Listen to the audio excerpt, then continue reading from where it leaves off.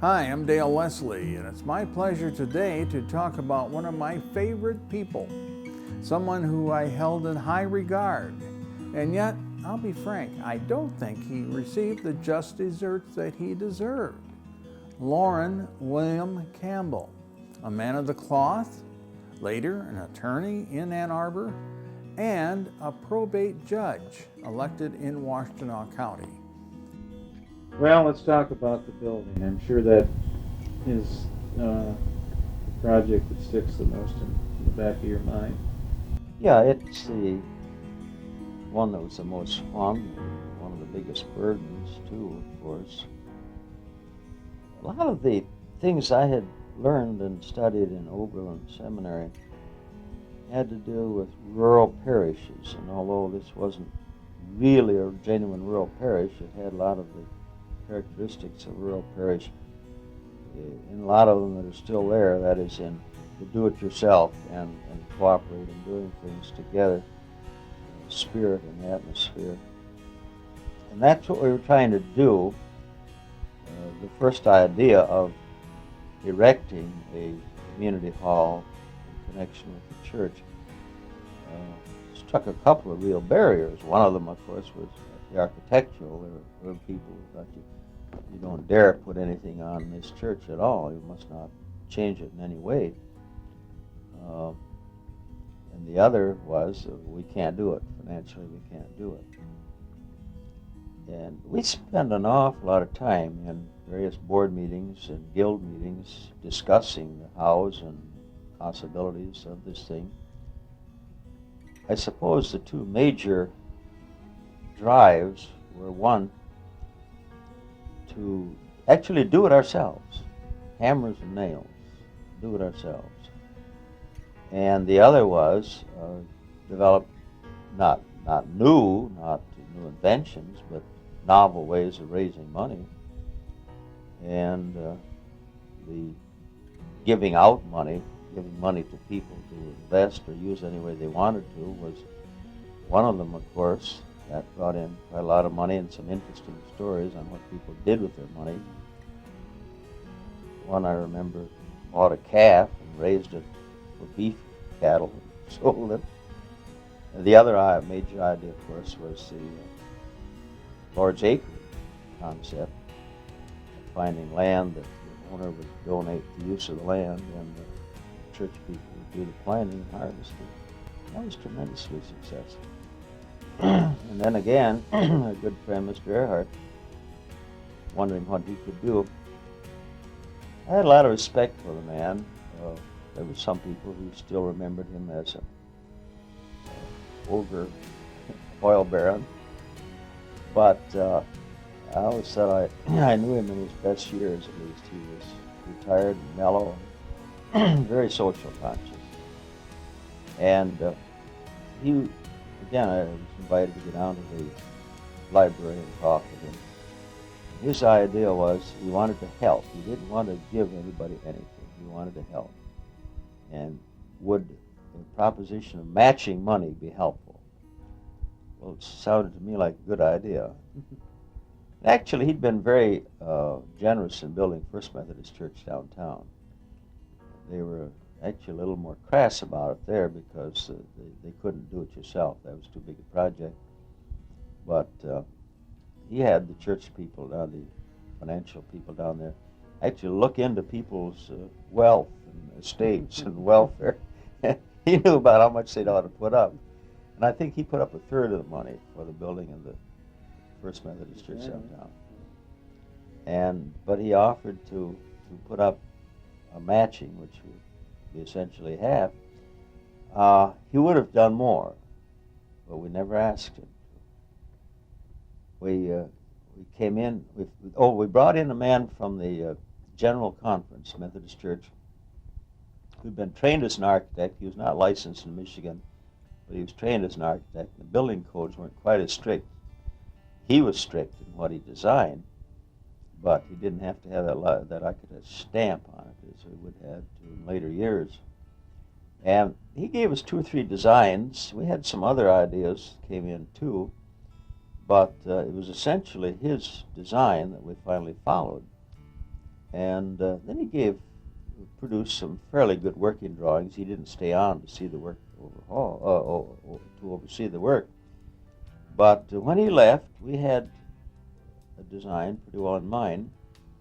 And then it was a matter of getting together people like your grandfather and George Stabe and Andy Gale, Noel King, people who were skilled. The name Johansson comes to mind. Helge Johansson was a Mason. He was not connected with the church at all, but he was in the neighborhood. And we got another man who was not connected with the church to make a bid actually on the heating. As far as I know, the carpentry and the masonry were practically all donated.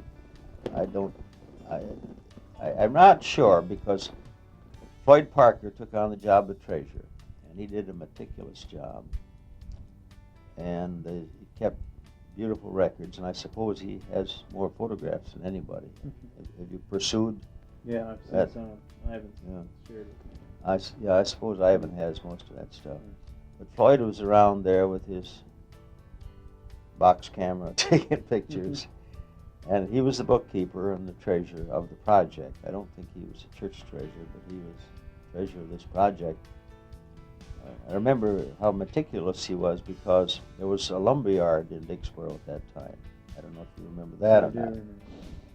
And that fellow was Catholic, but he was very community-minded, and he was going to give us the best possible price on materials. And it must have been, I don't know, a year or so later, the state came in and audited him on sales tax. They decided he was cheating on his sales tax because such a large percentage of his business there was no sales tax. And he came screaming for Floyd Parker, get your books over here. And he had everything down. And it cleared him entirely because he'd had such a big stroke of business that year with the church. And we're grateful to Floyd getting, I don't even remember the lumberman's name now. Sear, I think, wasn't it? Ed Sear, you're right, yeah. Well, he got him off the hook on that. I remember the first load he brought out. He worked for a lumber company in Ypsilanti that later went out of business. So they were providing him with the lumber that he was wholesaling to us. And his old truck came out from Ypsi with the first load of lumber, right down to the springs. Well, I suppose it's interesting to go back into the Lord's Acre thing because that was the most colorful, and you've seen those pictures, I'm sure.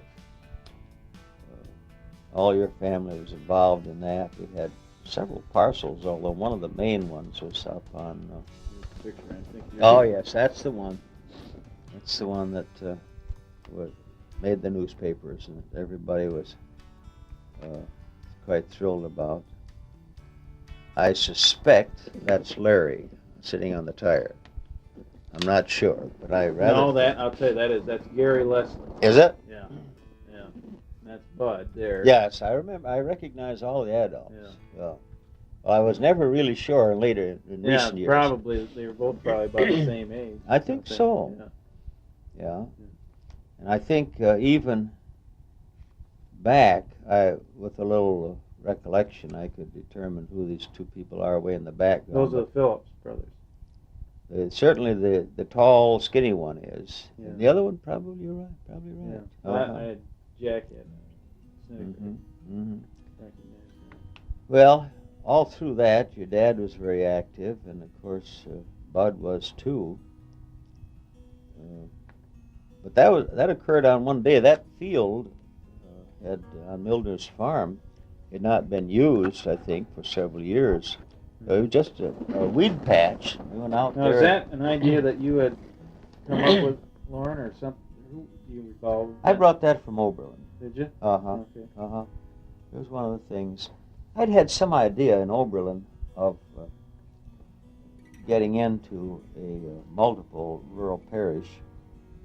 There was a lot of talk at that time of trying to continue rural parishes, somewhat as they do in England, where there will be several churches a few miles apart but within driving distance, maybe one minister and 2 or 3 lay ministers who rotate around about and operate the whole thing as a kind of unified church group with separate locations.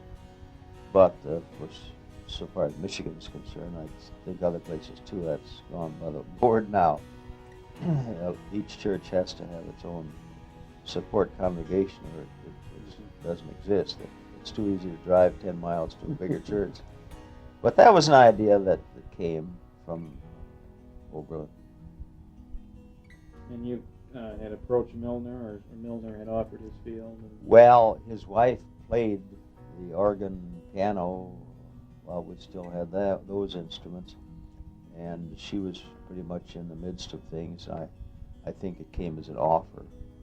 We were asking whoever knew about land that was not being used, and I think he just offered that. I don't think we approached him on it. It was a very generous offer, and I don't remember what other fields. There were others too, but I don't remember what other ones.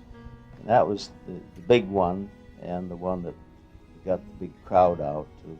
I think they plowed it, tilled it, and seeded it probably all in one weekend. There were a lot of tractors out there.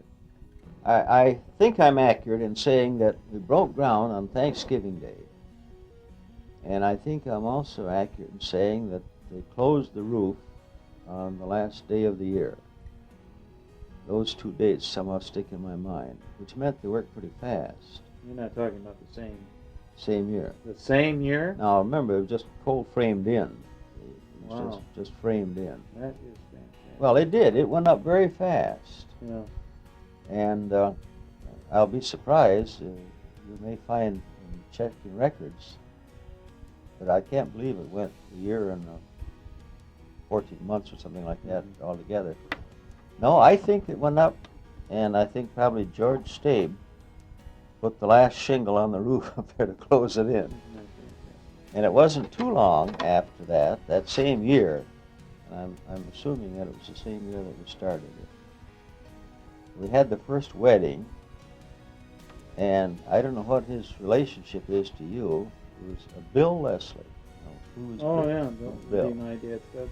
Your dad's cousin. Well, he got married in the church and had a reception in the hall. And the heat had been put in, so this was long enough after the enclosure, so the heat was, but the studs were there. There was no paneling. The inside quite bare, and there was no insulation, of course. And it probably was a very cold reception in terms of temperature. But I got him married, and he had a party in the first party in the hall. He had the first one, and it was a nice party. Now, were arrangements made to give any of these workers any sort of tax credit or anything, or probably wasn't that type of benefit? Well, we gave them our credit. We kept track as best we could, hours of service, like they try to do at Kiwanis. But we know a lot of people never checked in and checked out. And what they did with it in terms of tax, well, there really wouldn't be any tax credit, because if they didn't receive income, they wouldn't get a tax credit. That's right. That didn't matter. But we did have recognition. And one of the bits of publicity that went out recognized, and I think they mentioned one particular man who was unemployed, had been unemployed for some time. And he pledged, and we were taking pledges on hours of service. He pledged an enormous, he lived down Frains Lake area, and some enormous hourly pledge that he worked out. Well, this must have been an exciting time for you now. I think it might have been more than I was aware of, but there was, once we got together and people got excited and interested in it, there was always a support. And if somebody got discouraged, somebody else would back them up. And it was fun. All the time I was going to law school, full course in law school. So it was...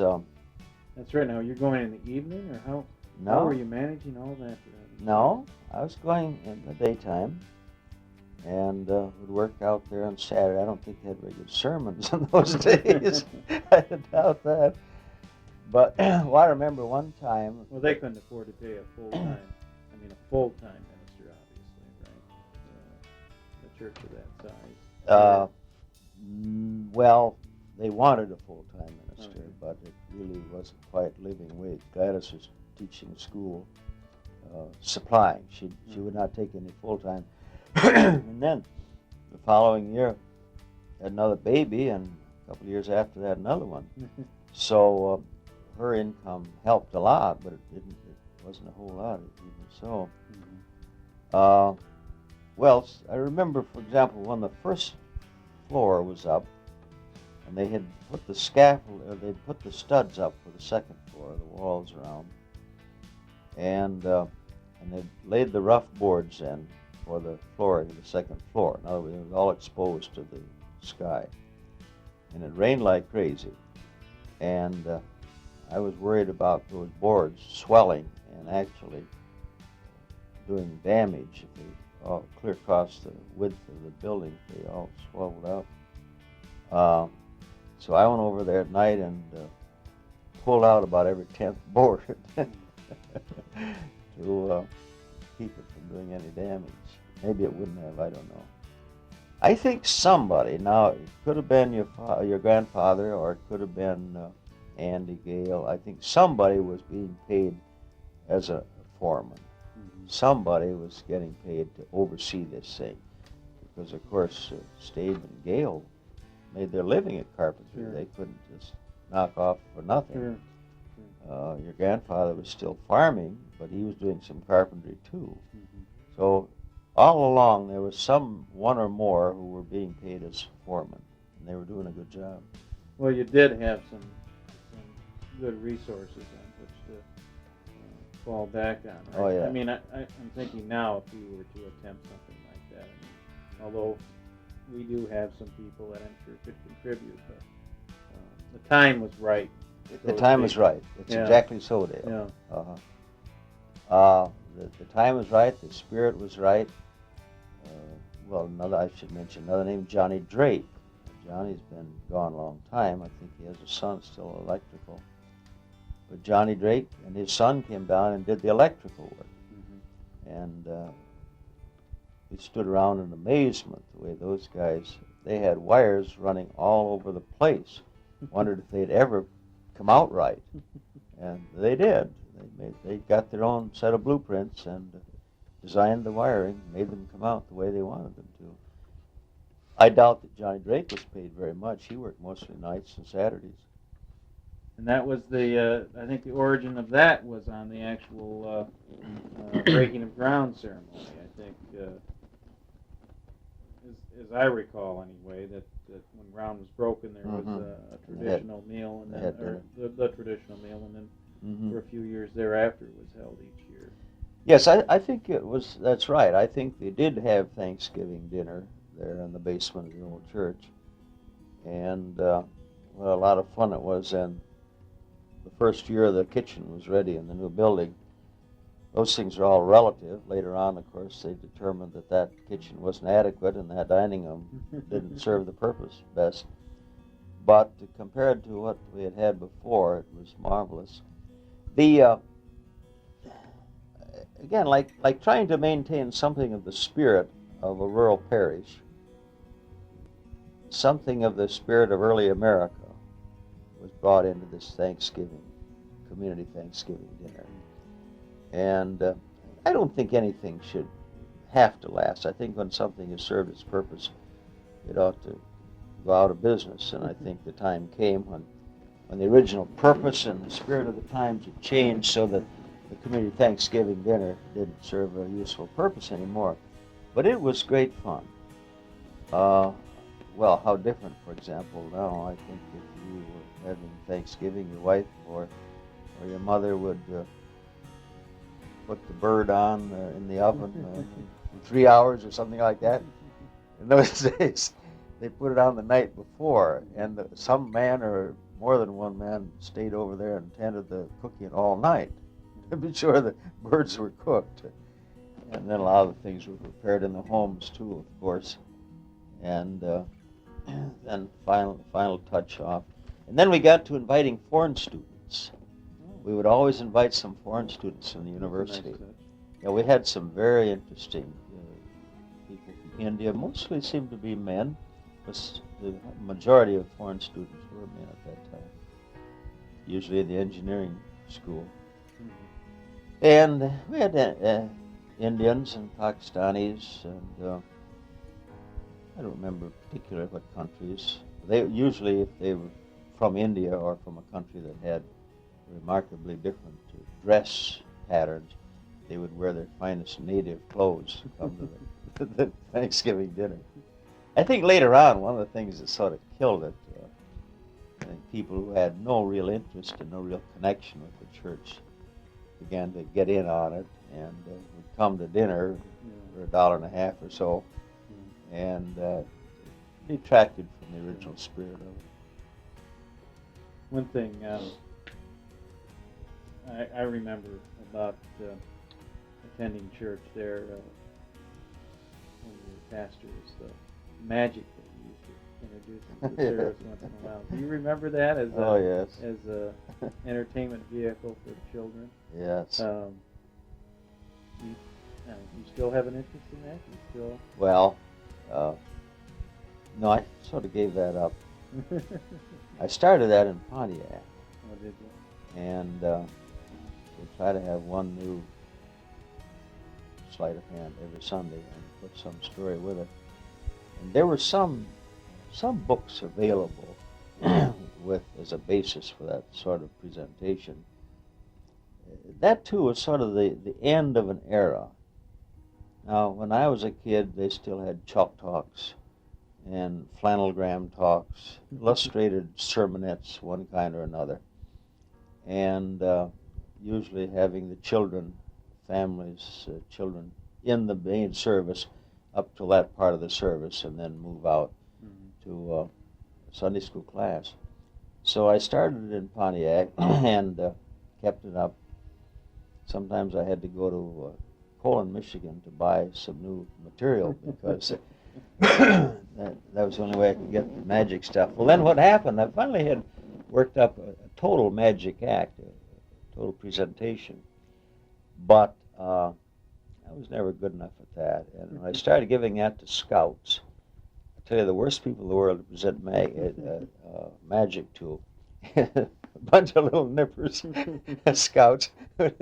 I saw you do that. I don't know how you did that. Well, that got too discouraging. And by that time, Malcolm had taken it over. Oh. And I gradually gave him my better equipment. And then he went on and built and bought more equipment. So he became a professional magician eventually. Oh, I guess I didn't know that. Didn't you? No. Huh. I guess so. In fact, when he went to Los Angeles before he got into the movie business, he was making his living at magic. Well, that's where he got his start, from his father's sermonettes in church.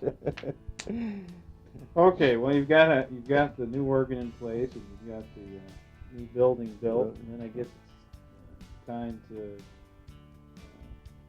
create a chancel where one hasn't existed. Maybe you can kind of detail that. Well, that took a whole lot of doing, not only for raising money, but to find out if people would go along with it. That was pretty radical. Wearing robes was pretty radical. I don't think the church had ever had a minister wear a robe or a choir wearing robes before. And any formalities of the service was rather foreign. All these things were done very gradually, and sharing with people what it was, where we were headed, and what we were trying to do, trying to bring back some of what people long forgot was originally part of Methodism. After all, the Methodist Church came out of the Church of England, and it had formality. So we were trying to introduce some formality of readings and antiphonal singing, various parts of these services into the Sunday morning service, and just gradually introducing ideas of what it would be like to have this church completed as it would have been if it had the money 100 years ago. So we brought down a man from American Seating, I think it was, in Grand Rapids. part salesman, part architect, to do some workups. He took measurements and did some workups on the whole thing, and came through with an idea that included new pews and the chancel as you now see it. But had you even had an altar or no, there'd just been a table, communion table. It was set sort of where the altar is, but that's all. There was nothing else. And the pulpit was usually right in the middle, ahead of the table. You must have seen some pictures, haven't you? I guess not. Some of it starts to come back to me a little bit. Yeah. I just had forgotten that it was that barren inside. It was very, yeah, it was very sparse and not very exciting. How do you think, just as an aside, that other pastors, other ministers, people that had served there had not seen fit to promote this type of thing? I mean, any conjecture on your part? Oh, I don't know. Dale. It's quite possible that many of them just looked on it as a kind of a student charge on their way someplace else, although there were some fine men there too. You go back and think of some of the ministers who'd been there ahead of time, and there were some, they weren't all students, some of them were. But I don't know. That building stood there exactly as it was for at least 75 years without doing anything until Mr. Earhart sent out a truckload of paint to see if they'd paint it. And I don't know that many people knew that, where that paint came from. It was just there one time. And they set to and put it on. I was so pleased with the result. I think it put a new spirit into the church. I don't know, other than that, why the whole thing sat the way it did. I think that it was just the right time. There was a feeling, a lot of young people like your dad came back from service, and they were looking for jobs and getting married. Some were married already, were getting married, and there was quite a church. Maybe the war almost could be attributed to it then. It's possible. It's possible that they felt a new value of this community and this little church and coming back there. Yeah. But I think it's also interesting to look and see that where Dixboro itself has changed, and where the buildings have come and gone, that church has been sort of the lone survivor. That's right. That's right. Well, there certainly were problems all the time. The field where the Dixboro subdivision, that's the first subdivision, your grandfather, I suppose, rented it. I don't know that he owned it, but we hayed off there. And we'd be going, I used to go up there and practice throwing a boomerangs and flying kites in that field. And when there was talk about subdividing it and building it to houses, Mr. Fred Hirsch was the one who was undertaking that. And there was quite a lot of unrest. And so, my goodness, what'll happen to good old Dixboro if we double the population of this community? It was fairly provincial. In fact, it's interesting that I remember sensing very much a feeling of almost antagonism, if not a contest, between Fringe Lake and Dixboro. They're two different communities. In Cherry Hill, you go to Cherry Hill, that's going to a foreign country. There was a certain provincialism that still hung on, even in 1945, 46. So there was concern about having all those people come in, and I think the church did a rather nice thing. We had 2 or 3 community dinners. It was designed especially for the newest people who moved into the subdivision. Well, Phoebe Judson was very active in helping to do that and presenting and making them welcome. I don't know now the membership list or where they all live, but at one time a lot of good church members lived in that subdivision. Yeah. Now you graduated from law school in 1948. 48, took the bar in 49. So, but yet you remained at Dixboro. Was there a certain... I think about 5 years more. Yeah. Uh-huh. I guess the couple questions, what you felt there was still more work to be done, and then I guess what eventually led you to decide that it was time to leave? Okay. Well, during that time, and I think it would be about 5 years, or odd years, it might be 5.5 or something like that. I opened a law office in the Ann Arbor Trust Building, and then because the building space was needed, I had to move out. Moved across in the Ann Arbor in the Municipal Court Building, and then went over to the National Bank as an assistant trust officer for 2 years. And all that time was still at the church. I see. Now, there are 2 or 3 reasons for staying on the church. It was fun. I was having a good time. Mm-hmm. That's one thing. It was a community that we enjoyed, and there'd been so much responsiveness during all that time. And it was still going on because some of the things we've talked about didn't occur until after I'd graduated from law school and was in practice. But it was a pleasant situation, and it provided a home. There's no denying it. Provided a house to live in. But I always felt that it was a pretty fair deal all around. I tried not to deprive them, the congregation and community, of services, and they didn't impose on me. But it finally reached a point simply that both jobs were too big. It's as simple as that. The law practice was too demanding, and the church was...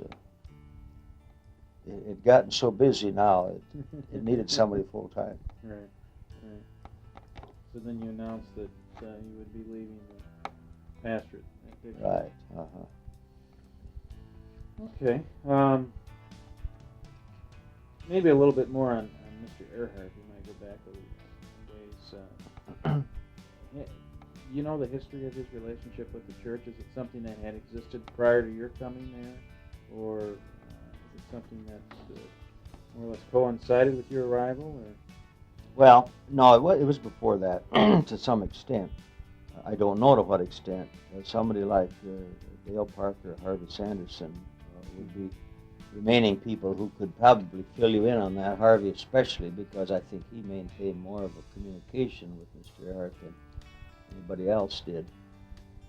I think he'd been interested in that little church ever since he'd moved out to the community. When he came out and built his famous house, which later on was picked up and moved clear across the valley down beside the river and still down there, and built a new one. That was is there any? That was an engineering marvel. Where you had He had a large, beautiful large house, right where the present stone house stands. And he owned acres all around there, of course. He owned, I don't know, but an enormous acreage. And Harvey and Dale could tell you about this. They picked that house up and moved it right across the valley. They bridged it. They didn't lower it and raise it. They bridged it, moved it right across the valley to the west. That's today down by the riverside. Well, anyhow, that's just an interesting side note. Unoccupied, or I mean.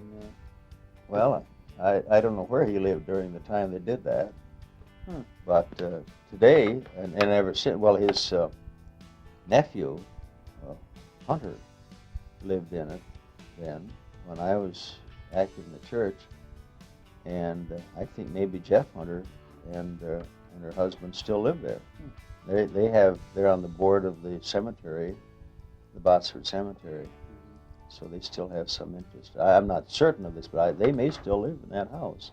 Well, anyhow, he had tried to win his way somehow into the community, but again, there was a certain feeling here was a rich man who moved into the community, and no one could quite get next to him.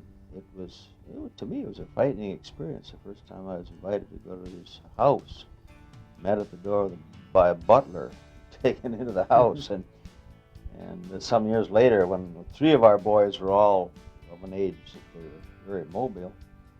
He invited us to a Sunday afternoon tea, and the three boys were invited to go down the basement where there were tricycles and games.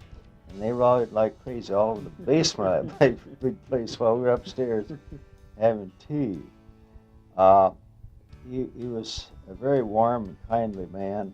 He'd been very generous with the YMCA, generous with a number of churches, and he was very generous with us.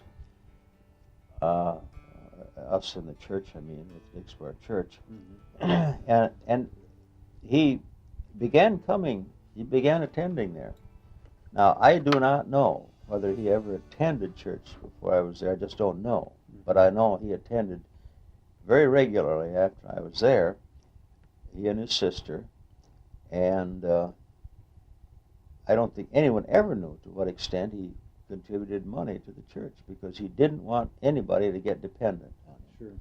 He did the same thing when they built the Second Baptist Church down on Beak Street, and he asked me to represent him in that fund.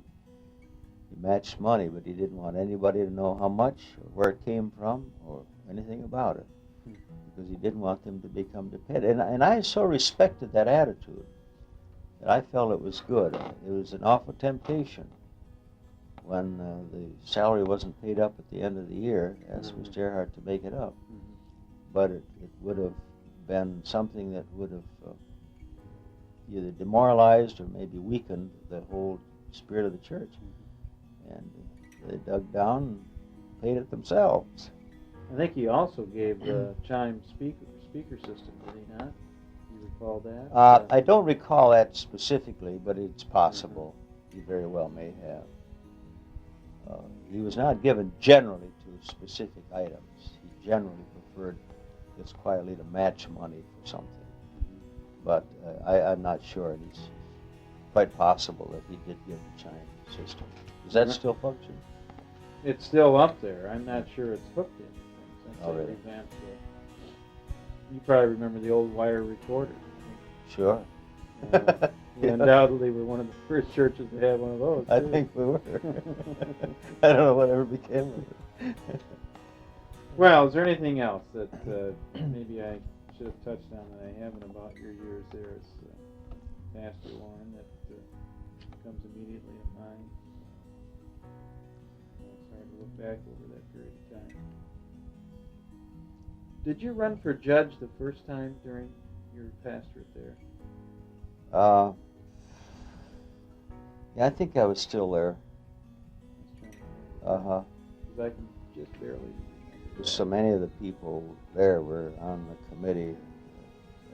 Gladys would get groups of the women together and address envelopes and such things. Yeah, I think I was still out there at that time. Which is a kind of a brazen undertaking.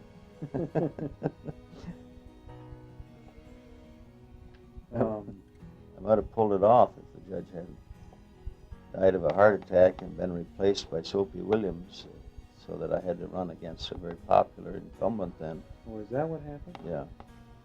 I guess I remember that. Well, right after I announced that I was going to run, the judge died of a heart attack. Who was that? And, That would have been,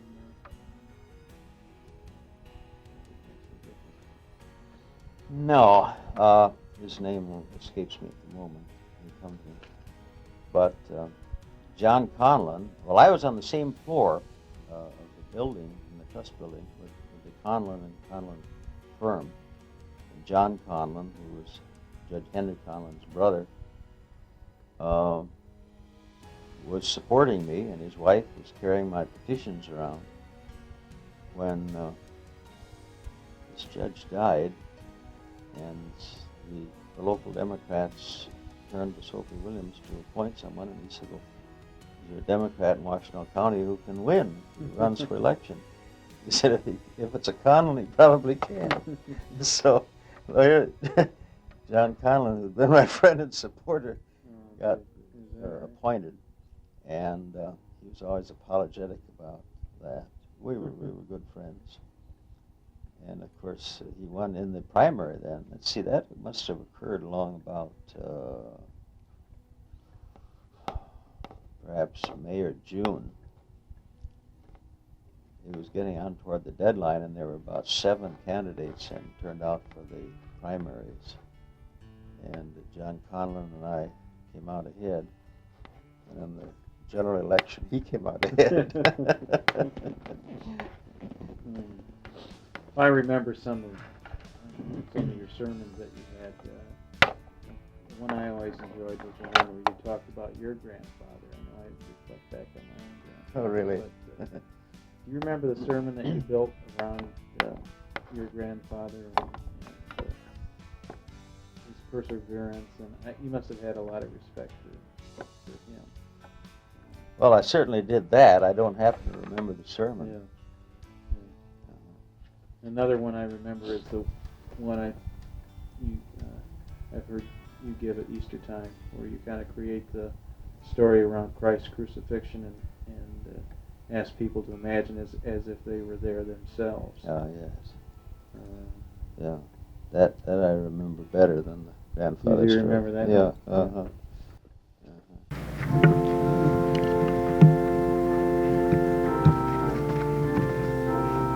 Just sing it. Were you there when they crucified my Lord? Were you there when they crucified my Lord? Oh,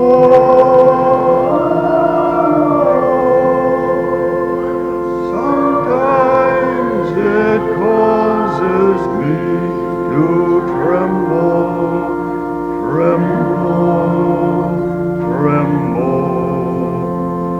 Were you there when they crucified my Lord? Were you there when they nailed him to the tree? Were you there when they nailed him to the tree? Were you there when they nailed him to the tree?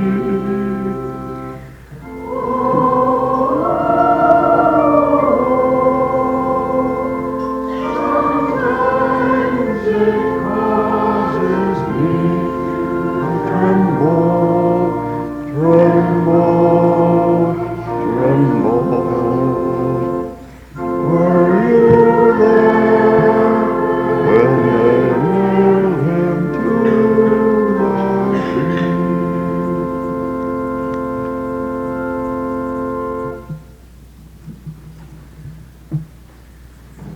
For about 10 years, ending in 1969, I had been working with an organization called the North Campus Religious Development, who had roots going back some 10 previous years, and whose aims and objectives were to build a magnificent ecumenical church just off from the intersection of Plymouth Road and Broadway, where you will see still a very lovely vacant piece of land. The various religious bodies in Ann Arbor had been working on this for a number of years, and it was finally my privilege to go on representing the Wesley foundations of the Methodist Church. And so we struggled for some 10 years. We have a perfectly magnificent set of blueprints. We did have a scale model. Someone probably has it in their basement or rec room now. We had a finance plan and a rather enormous undertaking, all very well organized. Out of it at least came the privilege to sit in the offices of some of the richest men in the state of Michigan. Finally, we got around to meet with some of the students who were going to benefit by this undertaking. Now, I'll remind you that they were Catholics and Protestants and Jews and Mohammedans, a number of non-Christian, non-Jewish people, And I'll remind you that they were participating in religious activities on the campus, which to me means that they must have come out of a church background or the equivalent, whatever they call it, in their own family life. And we presented these plans to them. This was what we wanted to do. We were now ready to go. All we had to do was throw out the challenge. It was about $1.25 million building. It really was something to run these operations around the clock if you wanted to and not run into each other. When we'd finished our presentation, they fussed and fidgeted, and finally they said in effect, "Thanks, but no thanks. Don't bother to go out there and raise any more buildings. Don't make any more monuments to futility. If you want to do something, give us some funds with which to endow a chair that we might study and teach the humanities and brotherhood and peace. We have had enough of your church." One looks today and observes churches in something of a panic. It may be financial panic, or it may be the head count or body count. That's the term now, isn't it? Body count panic. It may be in a panic because of lack of participation and we can't get enough officers to fill the chairs, as they say. It may be the general decline, not only throughout the community of Ann Arbor, but throughout the world. Now, we Protestants can stand somewhat offish and grin a little bit to ourselves as we see all the troubles the Catholics are having, but we better not grin too much. I read recently in the Atlantic an article by Father John Eroux, who is one of the leaders of the revolution in the Jesuit organization. Now, the Jesuits began, if you do not happen to know it, as a kind of counter-Reformation after the Lutheran Reformation. They sprang up as a great teaching and instructing body. They were organized originally by a professional soldier turned clergyman, and he did an enormous amount of good, and for many, many years, in fact centuries, the order did an enormous amount of good. It was a strict discipline organization. It raised up colleges. It went out into the wildernesses, both of this America, but of other places also. And it brought not only the Word of God, but it brought education and literacy. It taught physicians. It taught other clergymen. It was an enormous organization, and now it almost appears that it's falling apart at the seams. There's so much rebellion within it. And Father John said in this article in Atlantic, what we've really been saying is that we're fighting over the last deck chair on the Titanic before she goes down. This ultra-strict order is scarcely able to command enough new recruits to keep it going. And of course, in some of the other orders less well known, we have seen in our own community one of their religious colleges or seminaries closed for lack of interest. And I can tell you that my own seminary had to join in, close its doors where it was located and join in with another in order to have enough students to keep enough professors to teach the courses. But these organizations, particularly, and it's easier, as I say, we're a little more comfortable to examine them, you see. We're a little self-righteous about it all. These organizations in Catholicism are torn apart by dissent and new and radical ideas, and you noticed in last night's paper in announcing various Easter services that a brand new Mass is going to be held in many of the churches, and one can just anticipate the old-timers putting their nose up in the air and saying, why don't they go back to the good solid religion? But look at United Methodism or any other Protestant church throughout the world for a decade or more. The religious world has been shaken to its very foundations, and it's being shaken. And as prepared as I was for the kind of an answer for being shaken, in my business you do it, just expect to get shaken. I wasn't quite prepared to have a group of college students coming out of religious background say to me, "Don't bother to give us $1.25 million church. We don't want it." Maybe give us a nursery for our children because we're busy studying and there's no place for them to be.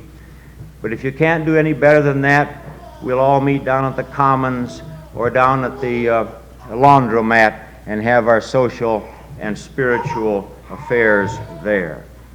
Maybe it was a good thing that James Foreman went into that church in New York City, or that black man went into a half a dozen churches in Ann Arbor and stood up in the various pulpits and read something and deeply offended the self-righteous members of those congregations. Maybe it was a good thing for more reasons than one. Maybe for one thing, it shook them to the very foundations, so they rise up out of their lethargy and begin to think in terms of the seriousness of the hour. Well, I hear someone say I didn't get up so early in the morning to hear politics, but that's only a dirty name for something that you don't want to hear. Like a communist is a dirty name for someone who doesn't agree with you. And it's a beautiful morning to get up and hear about anything. And if you're stirred up this morning so early in the morning, at least it's a long day to be stirred, and you can recover your sensibilities through the calming of the rest of the day. They would have said some of these same things about Jesus, you know. Just what is in store for the Christian religion of this decade that we're about to enter in? Well, I'll tell you, they would have said some of the same things about this decade that they would have said about Jesus. It's a stirring up. You remember one of the few charges that was brought against Jesus when he was brought before the tribunal and the judges? About all they could dream up was, he stirs up the people. What a horrible charge to bring against a man. And that was about all they could say. And that's about what's ahead for the church in this decade. Well, what really is ahead? Let me project a few things that I think are ahead for the church and for us, you and me both. For one thing, and this isn't particularly a religious nature, but all of these have religious implications. We're really going to begin to feel the pinch of this overcrowding of population. Oh, we're not going to go hungry in this nation yet. We're still too far ahead of the game. But we're going to feel it in the irritability that's around about us, and the busier highways. And when you want to get from here to there in a little less than nothing, and that slowpoke and those slowpokes and all the rest of the slowpokes are in your way, stop and think sometime that it's the beginning of the crowding in of the population. Or when you can't find a place to park, or when we begin to find a pinch in such serious facilities as sewer and garbage disposal and water, without always being able to articulate what the trouble is, we're being closed in upon, and that's one of the things that you're going to feel more and more in the next 10 years. Another thing you're going to feel, and this may get a little closer to your religious sensibilities, is tension and conflict. I know we wish this morning that somehow we could have such a lovely service that it would all go away, and the tension and the conflict that existed in the world yesterday would vanish, but it will not. It will become worse. It will grow and it will increase. Not necessarily the violence of riots, although this is also likely, but tension between individuals, tensions within families. We see it more and more in my office. We see it more and more in ministerial positions. We see it more and more in counseling offices. Tensions are growing up. And more we get calls in the night. The police get calls, the prosecutor gets calls, the clergyman gets calls, the lawyer gets calls. People are in trouble. Tension between groups is going to increase. I wish it were not so, but it is going to be so. One such, of course, is this racial tension. It will increase. It will not go away. It will increase. We have not really begun to scratch the surface in our understanding of the problems and position and situation and frustration of black people. We haven't even tried. We self-righteously tell ourselves, I read a book, or I heard a talk, or I did something, and I really am interested, and he really has had a rough lot, but he ought to be grateful for what he has. I'd say to you that the tensions have not even started to rise and surface as they will during the decade ahead. Tensions between economic groups. The poor have indeed gotten poorer. They have. We don't want to speak of it that way, but relatively speaking, the poor have gotten poorer, and there have become more of them.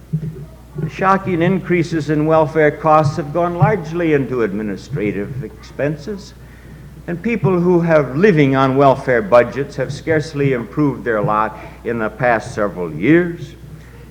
Increased medical costs, increased prices.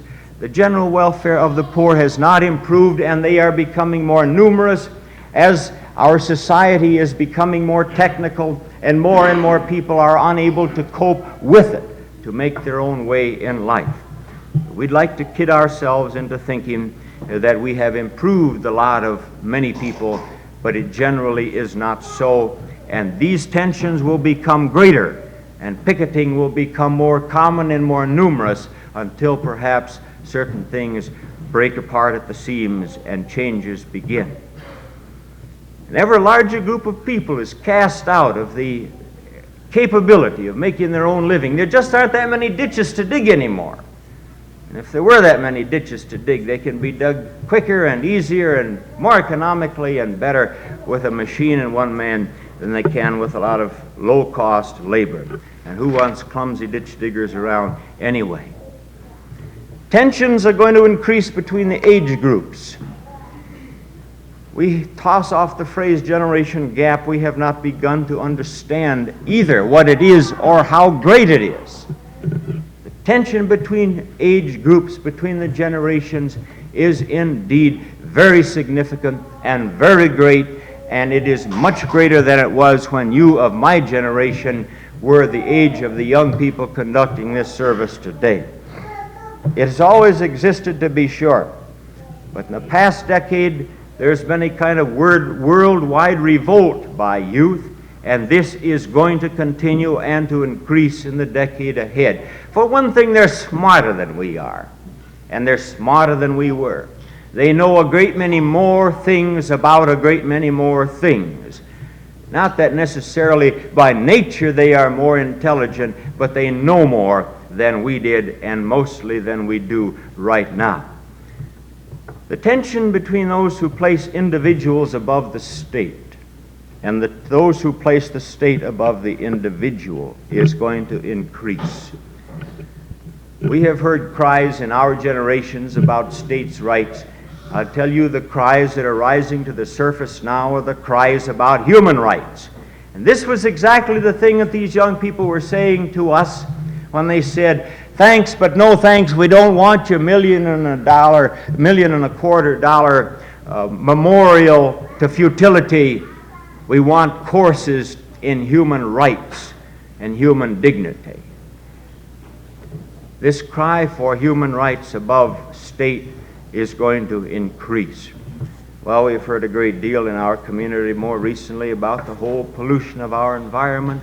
This will not only continue to increase, even as we talk about it, it will continue to increase, but it will accelerate until eventually there must be some kind of a bursting open and a revolt by the people against the thing that we ourselves are doing. You see, we have grown up with what some people have called the insidious Christian concept that the world was ours to despoil any way we wanted to. We're beginning to find out that maybe this world, I mean this material, earthly universe of ours, belongs to God after all. And if we insist upon despoiling it, we're going to drown in our own filth. And we may have to get rid of this, what has been called a Christian concept that the world belongs to us. Now I suggest another thing that's going to happen in this decade that we just started a few weeks ago. This I don't like any better than you like. This is one that some of us are closer to than others. The use of drugs is going to accelerate. I'm not going to give you my drug talk this morning, But the use of drugs is going to accelerate. Why? Because, for one thing, you and I, Dad, are pill heads. We have taught our children that the way out is by pills. And if you'd like to take a little inventory when you get home, look in the medicine chest or the kitchen cupboard and see how much dope there is there that Mother and Dad take. To get up in the morning and to get started and to take away the pains and to keep you going through the day and to give you a better appetite and to take off the fat and to lay you down, put you to sleep at night, and so you won't have any children, the whole works. They have grown up with the whole idea that this is a pill world, baby. And they're going to increase trying it themselves, I'm sorry to say. Any pill technique, any method, any screwball idea, or any television show will help you to escape from the troubles of this world. And so we have been teaching our young people for the past decade that the way out, baby, is to take some kind of medicine for it or have an escapism of some kind. And so they're trying to find it in the methods available to them, I'm sorry to say. Rather follows that drug use and dependence and addiction will increase among youth. We'd like to stop it or cure them with a concerted effort of law and order, but you and I have to stop and think that the conditions that make it not only possible and prevalent, but to many young people desirable, are conditions which we have created. And we have to go back further than mere law and order if we're going to get at the root cause of this thing that's going to continue on and on and on. Another idea that's going to occur more and more in this decade that we're in spite of periods of reaction, we're going to continue to see our cherished institutions crumble and many of them fall. We're going to see these attacks upon our institutions, particularly colleges and universities, particularly political institutions, and I am sorry to say that most of the attack which will not occur against religious institutions is because many young people do not consider them worth tearing down. They're sort of harmless, if you will. They serve a purpose to baptize babies and marry people in love and bury the dead.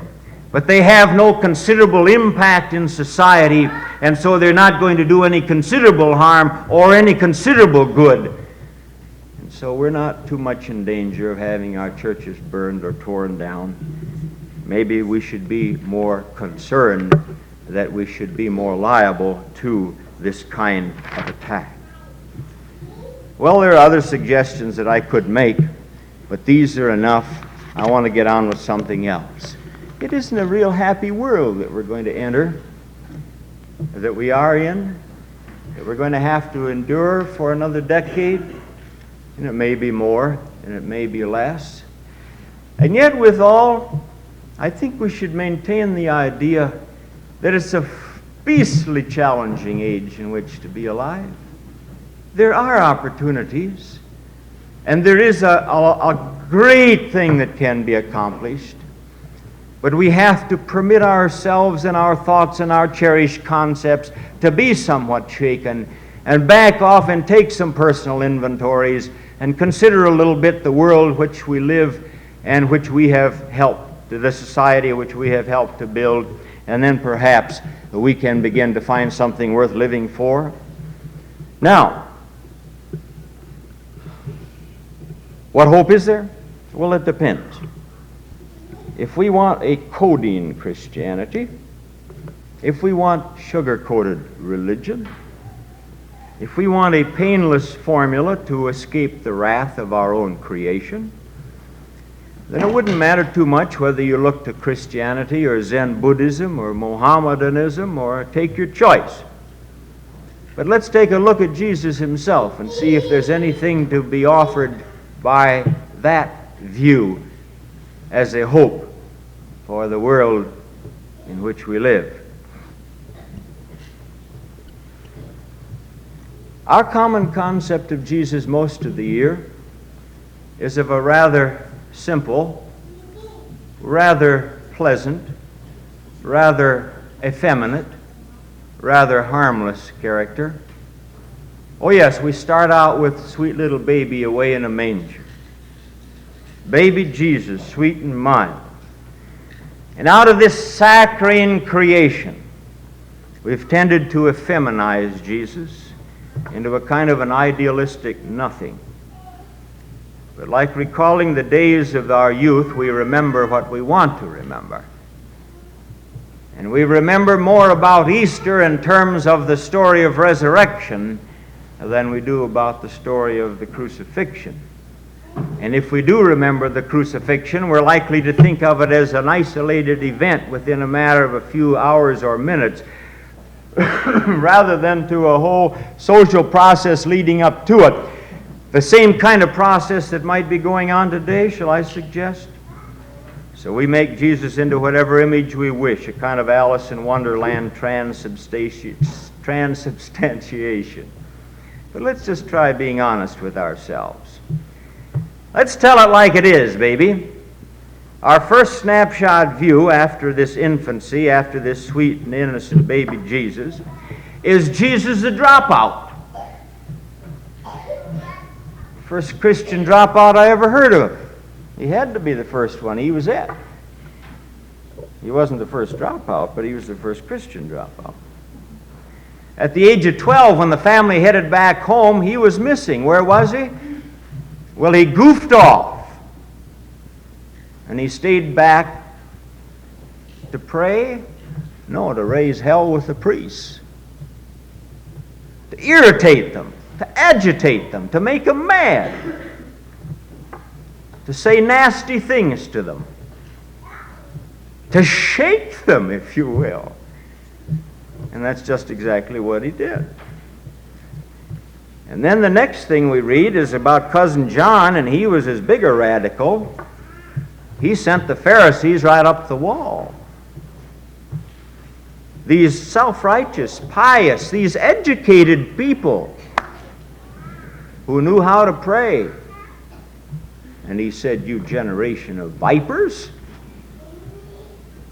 repent." And they didn't even know they had anything to repent about. It never occurred to them that they had to repent. They thought they were pretty good stuff. And then we read of Jesus going off by himself. But to be tempted, it says. I say to think. It's the same thing. If you start to think, you'll be tempted. If you get tempted, you better start to think. Jesus went off by himself to think or be tempted, depending on which side of the establishment wall you're on. Now, he was tempted by the devil. Well, the devil, you say. He was tempted by the establishment. Look at the power. Look at the authority. Man, you can get, with your tricks, you can get yourself elected president. Power, authority. Look at the money you'll make, baby. These were the temptations that came to Jesus. Yeah, I'm being facetious because I want to get through. But this is what happened. It was these temptations to be a successful man, to go to college and get an education and have a position in the community and belong to the Kiwanis club. And Jesus said, no. Thanks, but no thanks.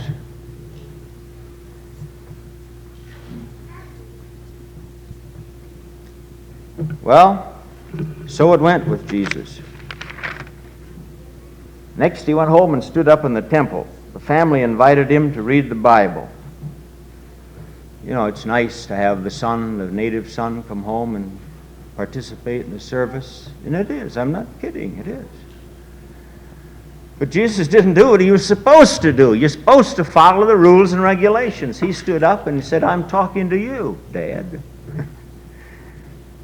What I'm reading means you. It doesn't mean somebody else. It means you. And it's about time you started to pay attention to it. And they were so offended, they threw him out of the church and turned him over to the crowd, and the crowd would have thrown him off the cliff, except he got away. They really would have harnessed him